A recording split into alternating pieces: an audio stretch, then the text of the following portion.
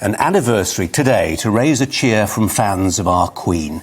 It was on this day in 1815 that history's most notorious anti-monarchist, the French dictator Napoleon, was captured by the Royal Navy. The French Revolution and Bonaparte's rise to power is less taught in our schools than it once was. Perhaps the lesson of how a revolution came to metaphorically eat its own children isn't one teachers want to dwell on. Certainly, it's hard not to tell the story of the terror as anything other than a parable. An account from history about how something starts off as well-meaning, a utopian dream in which the aristocracy is cancelled, but ends up with the guillotine going 10 to the dozen.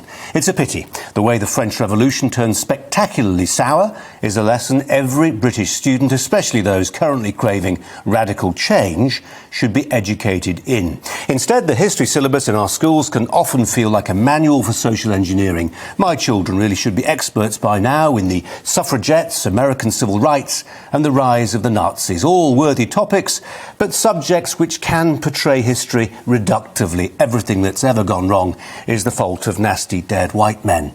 How then is the French Revolution relevant now? Look at yesterday's COVID riots in Paris and you'll find bits of an answer. Violent protest and heavy-handed policing is part of the French Republic's DNA in a way it just isn't in ours. You think I exaggerate?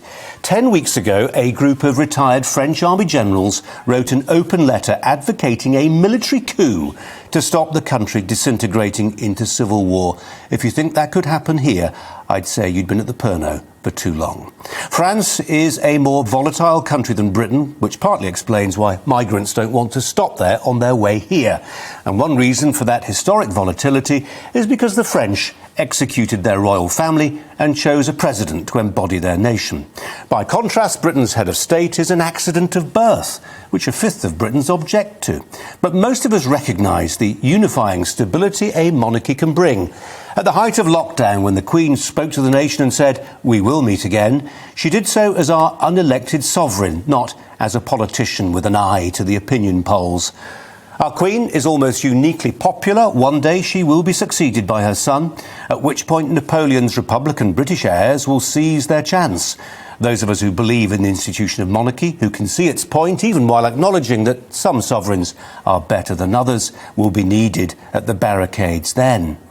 Our Queen is the most famous person on the planet, in part because she's been in the top job for decades, longevity which no legitimate politician can emulate. Our royal family gives Britain unrivalled soft power, advantages in trade, tourism and diplomacy, advantages denied to a here today, gone tomorrow Emmanuel Macron. I'm tempted to say we're lucky to have them, but luck doesn't come into it. Our ancestors chose to retain the royals just as France murdered theirs. Ours was the right choice. God save the Queen. Welcome to the GB News YouTube channel. You can watch us live 24 hours a day, catch up on your favourite shows and join in the conversation in the comments below. Don't forget to subscribe and you'll never miss any of our exclusive content.